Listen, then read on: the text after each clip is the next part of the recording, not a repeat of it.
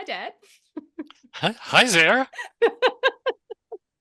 It's funny doing this because we talk about this stuff all the time, the impact of work on health and your reflections over time. And I know lots of people have been interested in your views because I keep talking about you and your experiences. So I thought, let's get you on camera.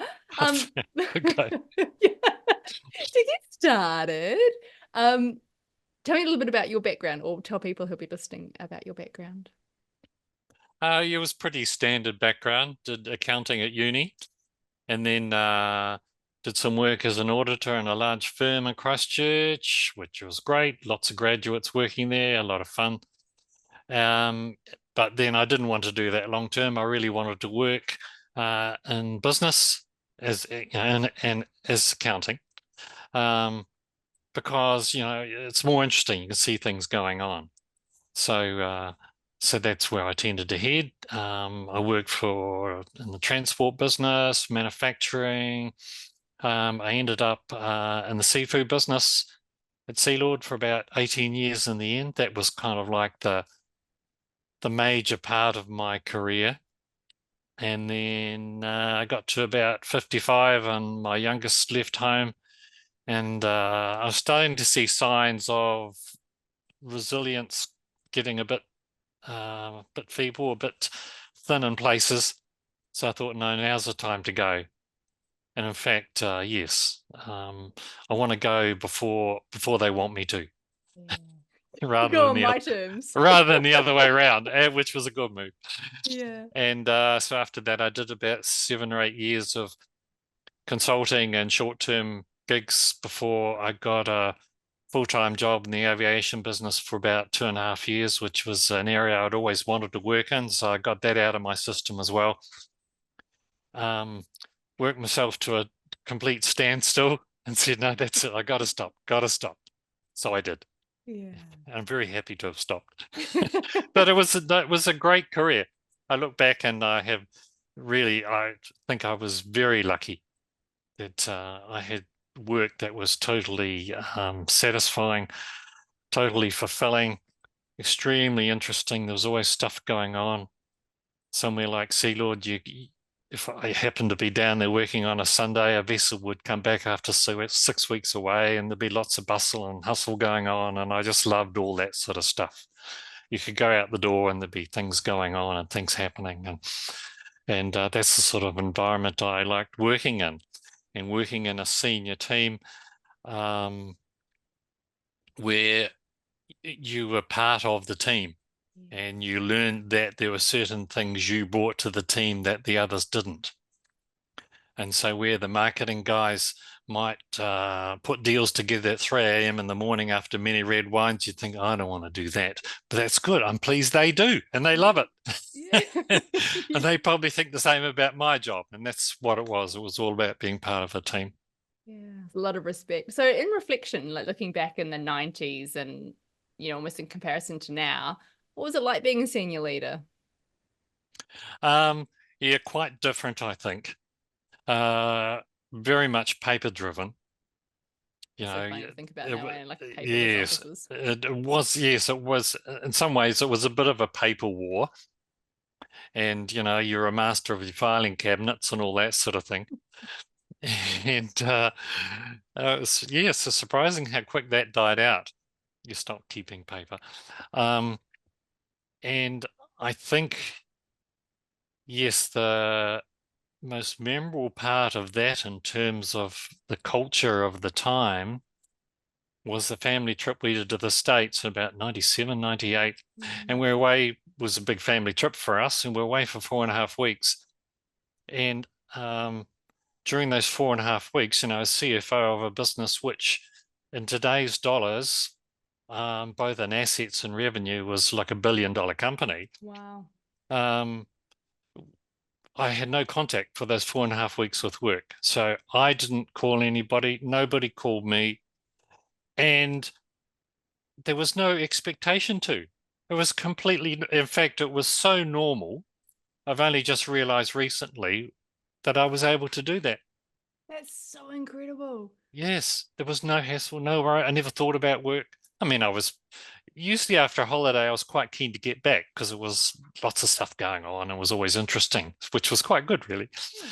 But when I was away, I could be away, stay away, and nothing bothered me for 4.5 weeks.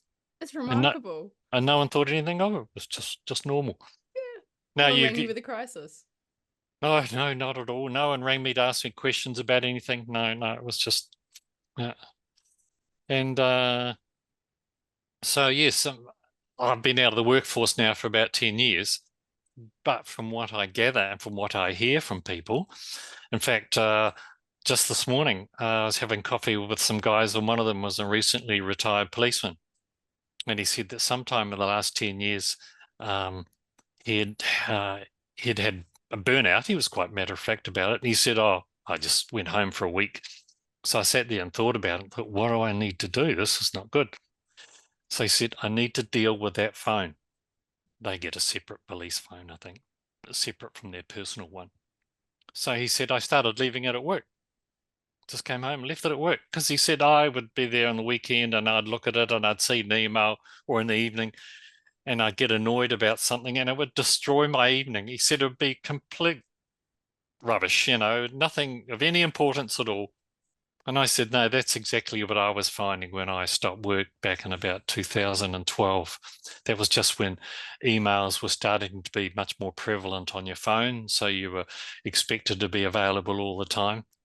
And the same thing was happening with me. This aviation business was taken over by a Canadian company, and the CFO over there had no experience in multinational companies. And so he was a pain in the neck.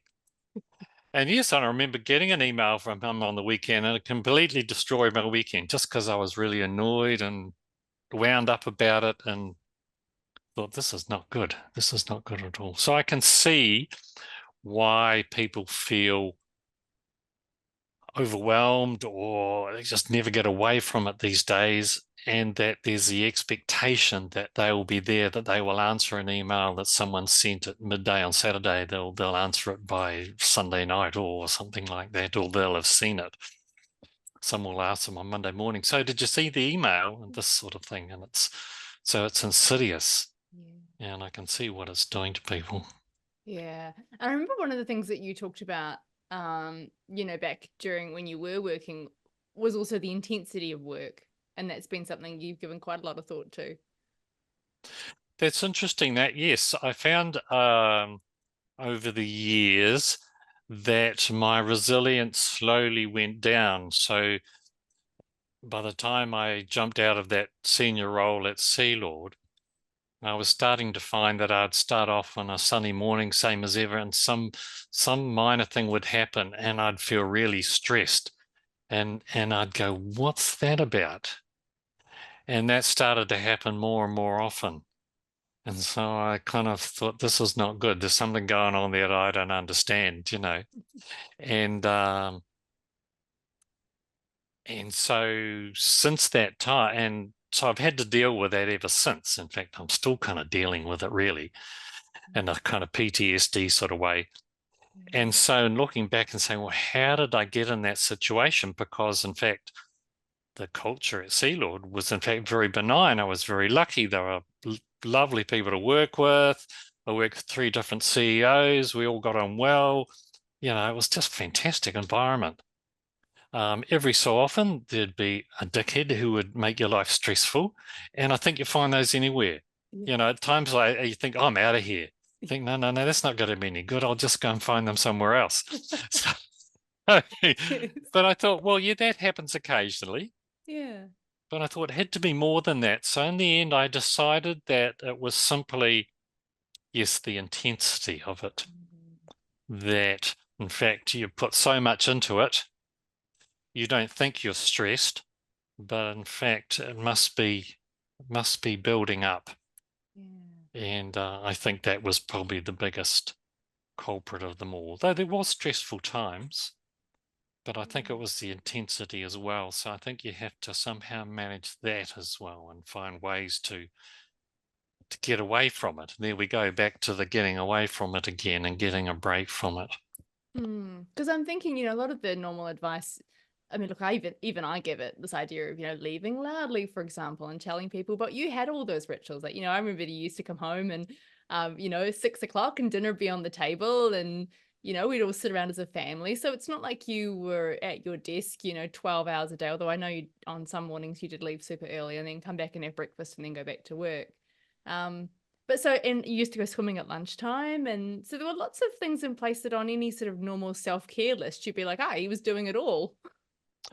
I guess so. Yes, you had to be in a senior role because you had to be sort of disciplined. So I was made sure I was in the office by 7:30 every day, which was easy in Nelson because it was only 5 minutes away by car, you see, so it was no drama. And then I'd finish by 6, and I found that I hated working in the evenings, especially in the office. There's something about it. I just detested it. Other people could stay till 8 o'clock to clear up some problem. I know I'd just have to go home. I'd rather go in early if I had to. So yeah, you had to be disciplined. And in fact, I heard something the other day from a guy who was a Navy SEAL in the US, who had a saying. He said, discipline is freedom. And the interviewer said, what the hell do you mean by that? He said, discipline, in your finances gives you freedom later on. Discipline in your studies gives you discipline in this. Discipline is what gets you freedom. And I thought, yeah, that's so right, actually. Yeah. But that discipline brings an intensity with it.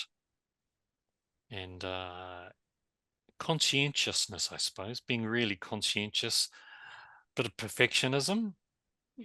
Oh, that old friend. Yes, although I found over time that experience helps that a bit. Yes. That in fact, as you get experience in a job or a profession or whatever else, that gives you more confidence, and it gives you the confidence to say, no, that's enough. That's good enough. Don't need to do any more than that. Whereas if you don't have that experience, you don't know where that line is, and you can tend to overdo it. Early in my career, I can remember having a conversation with you going, I don't know how long things should take because I've got no idea. Like, am I taking too long to do a task, or like not enough? I don't know. How much is enough? Yeah, how much is when enough? can I? Yes, and I used to find that in my sort of senior years that I could say to people, no, that's enough. That'll do. Finish. Stop. Yeah. Yes. That seems to be quite an important message for a leader to say to their staff. Like, it's enough. It's enough. You don't have to do That's anymore. good enough. Yeah, That's that'll good do. enough. Yeah. Yeah. You often talked about as well as a senior leader, certainly back in those days, and I was sharing this with you yesterday, that I think it hasn't changed as much as we would have liked, that it's very hard to talk about your mental health at the senior levels because there's this pressure to know what you're doing and be always available and have capacity and all those sorts of things, and that mental health is still a bit of a weakness or has stigma at that level. Oh, totally. Totally. Oh, yes. I used a mask a lot when I had to. Absolutely. There was no way I was going to show that there was any glimmer of weakness or frailty mental wise. No, because I just somehow knew that wasn't good for your career or staying where you were or anything else. And having thought about that, I thought of it later as a sort of a criticism that, hey, that's wrong. Why can't I be able to say? But then I decided, well, it's simply part of the culture. It's not something you got to change. So I changed my view. And in fact, for this Rotary group I'm with, you do a little 2-minute soapbox every so often. So I did one recently where I said, if I could go back, I don't like to look back and I don't have any regrets about anything, but if I could go back to my 20s and give myself some advice about dealing with work stress, what advice would I give myself? And there were two things. One was deciding how you're going to manage stress, because there's lots of ways you can do it. And of course, you've got lots more resource these days than you did then. And I've got all your books. Yeah. My book, you mean my whole bloody library? The whole library? Yeah. Thank you. Yes, exactly. Because yes, and sort out what works for you, whether it's exercise or meditation or whatever else, and practice it. Get really good at it. what I found was that, yes, after a while, I thought, oh, you get into a really bad patch. You think, I've got to manage this better. So, yes, I'd collect a few more books. I'd start to read them. And after a few days, you'd get back to normal again. So you'd throw those away and carry on until the next time and the next time and the next time. And that's how I think the resilience got worn away.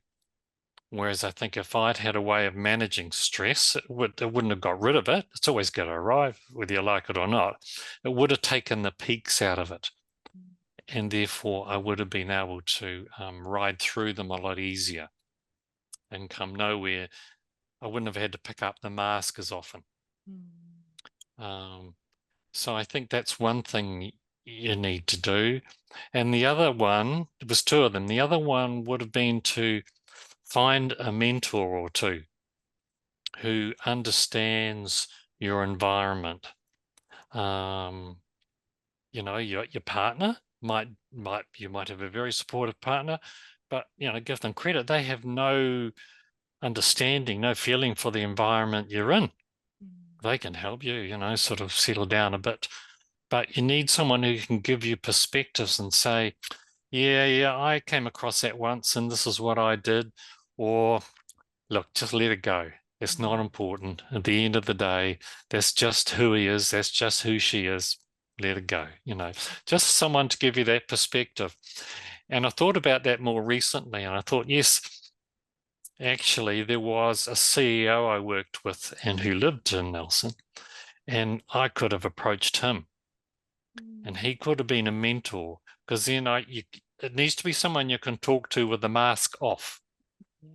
You can talk to without feeling that, oh, this could threaten my standing. You just want to be able to open up to them. And so those are the two things that I wish I would have done in hindsight to manage that culture, if you like. The culture, the internal culture is not really going to help you necessarily. I mean, it was a very supportive one, but not one where you would want to show weakness. And do you think that was sort of a product of the times in many ways as well? Or do you think that, there is still this high degree of across senior people around that? It's probably a mixture. I think there's more awareness of it nowadays. Even like that grizzled old cop telling me this morning about his burnout, kind of like, oh, well, yeah, I thought that was quite healthy. Yeah, that's So awesome. when you see things like that, that's quite good. And that's the sort of culture it should be. We can say, oh, I had burnout, I had to stay home last week. I was just, totally out of it. And someone say, oh, yeah, that happened to me 2 years. Oh, I know, Joe. Yeah, that happened to him. This is what he did.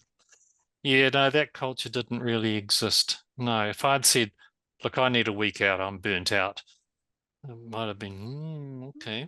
Yeah, sure. Yeah, that's Little fine. mark next Yeah. to Paul McGuinness's name. Very nice about it. Yes, you take a week. Yeah, by all means. Yes, okay. Performance review. Yes. So I don't know. I'm, as I said, I'm out of the workforce now, but I sense it's mellowed a little bit. But it might depend on where you are and the culture of the particular firm you're in. Often led by the culture created by the CEO, but then the CEO can change. Yeah, I was going to say that it's so important, isn't it? Those most senior people and how they set the tone. I spend an extraordinary amount of time talking about that, but I think the way that you've described it is a perfect summary.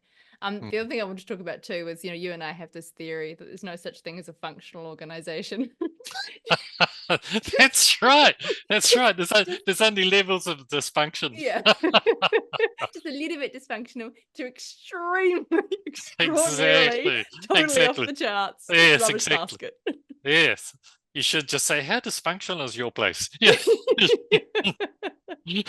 And I think to your point, that's in some ways what I hope for people is that thinking about that also takes a bit of the pressure off around this idea that there is any perfect workplace. Because I mean, certainly we want to strive for workplaces where people do feel supported, but also to your point, there's always going to be dickheads.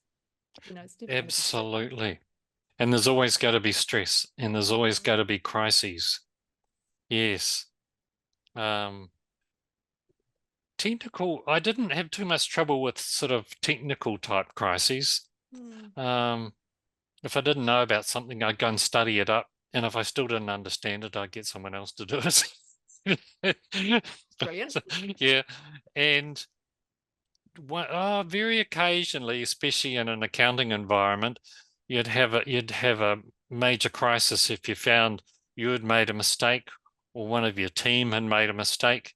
And so you're in a bit of an embarrassing position, or you had forgotten to do something important, or someone else had forgotten to do something important. It's kind of like, and in those sort of situations, I finally adopted they were very stressful, very quickly adopted a mantra. Say, there's always a solution. There's always a solution.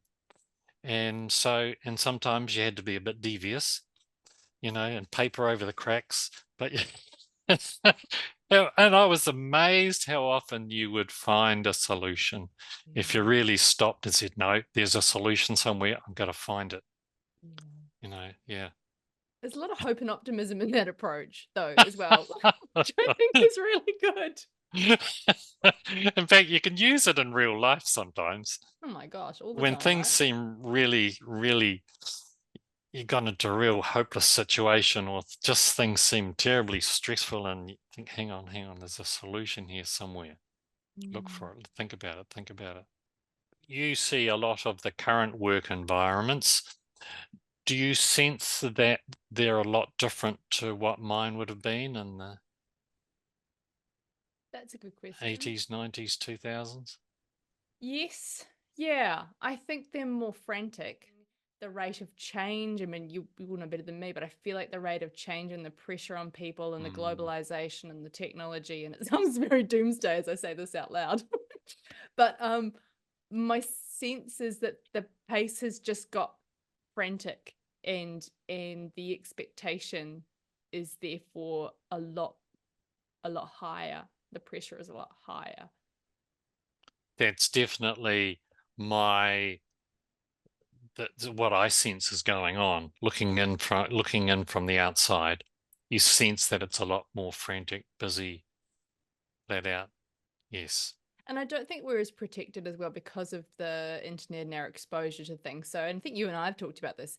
If we have no control over American politics, but it would be very easy to go down that rabbit hole and feel internally incredibly stressed about what might happen in American politics. Or equally, you could get, deeply engaged in some other geopolitical issue or whatever, and you've got no control over it, but it adds a stressor to your day and your life that you may not have had so much in the 90s, simply because I remember when we got the internet, it was the old dial up, and we'd look up the weather in Venezuela and be like, oh, the weather in Venezuela. Yes.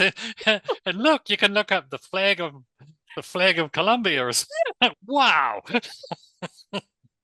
These days, like, Google, this has got how to be do I? amazing. Which I think just goes to show how life has changed. And I think that's also had an impact on the way that we work. Very much so. Yes, it's got very much faster. It's got harder. Much harder. I said this at a conference the other day. I mean, I understand the financial advice for people to go and get a side hustle as well to help them get ahead financially. But I also take issue with this idea that your 9 to 5 isn't enough anymore for you. I say 9 to 5, no one works 9 to 5. Or maybe they do, I don't know. But your normal job isn't enough now. You have to get a side hustle in order to make any financial headway in life. And I just think, how have we got to this point where that's the level of demand on people? Yes, in the era when I was born, that yes, one salary was enough. Yes. To have a house and good life for your family and do things you wanted to do. Now, it's almost like 2.5 salaries is not enough for a household to get by. Yeah. So yes, it's got worse. Yeah. Yeah. Mm.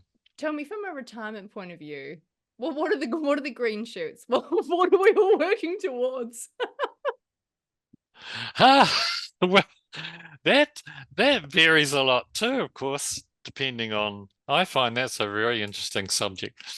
I mean, I feel lucky because I've got various passions and interests and things that I love doing. So my days are full, and there's lots of interests and passions that I haven't got time to do. So I've just had to park those. But I know of people who retire and don't have those things and they fall in a big hole. Even my dad was like that. He had a senior job in Wellington, and his whole life and his status was based on that job. So when he retired, he kind of fell in a hole. And I think I was overseas at the time, came back, and he was kind of just lying around the house, and it was a real shock. I thought, gee, that's not great. So you've got to have a lot of purpose, things to get you out of bed, things that excite you in life, things like constant learning, social life, and also the background health, the diet, exercise stuff. You really got to give those priority as well. And it's a bit like the discipline equals freedom thing. If you're good on the diet, good on the exercise, good on everything else, that's discipline. But it's got to give you the freedom. It's got to give you the good health to do all the stuff you want to, travel, do stuff. So, yeah, there's lots around about, of course, with all the boomers retiring.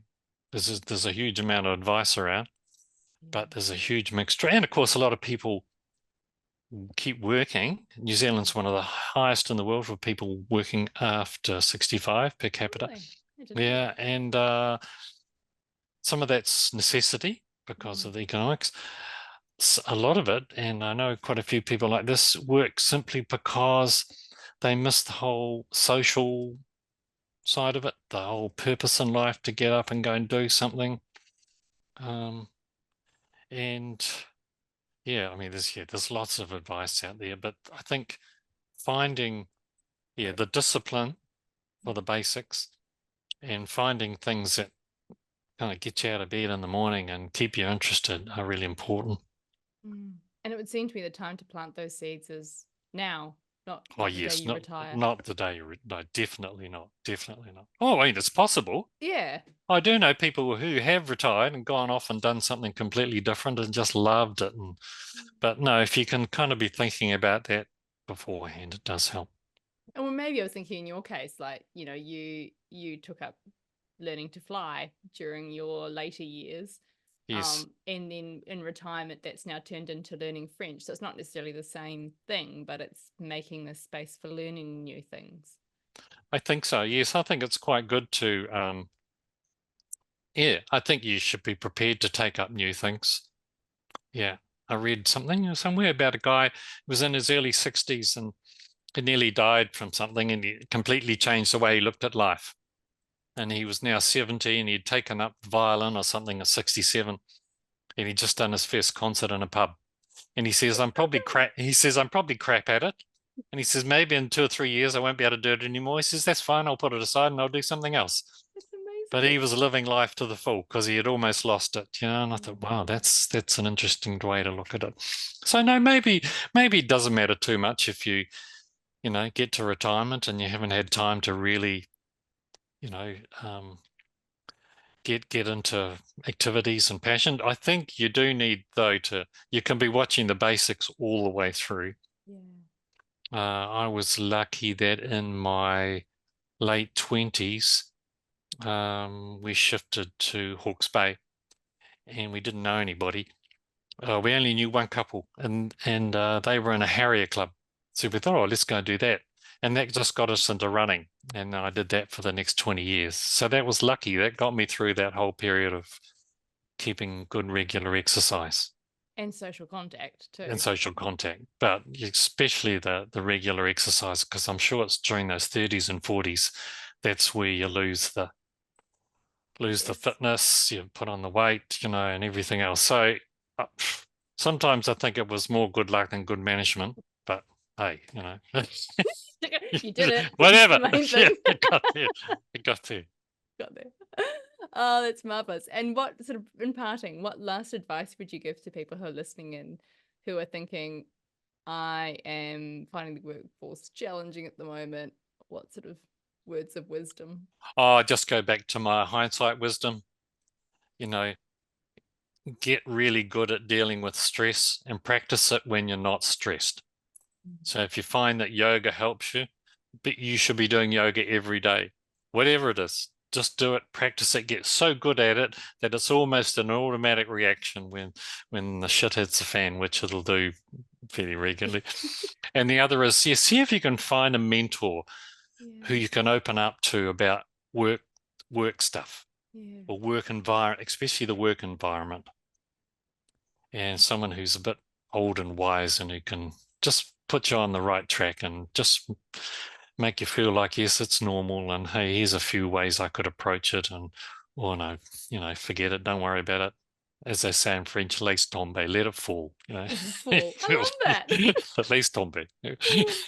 Forget it, let it go, let it go.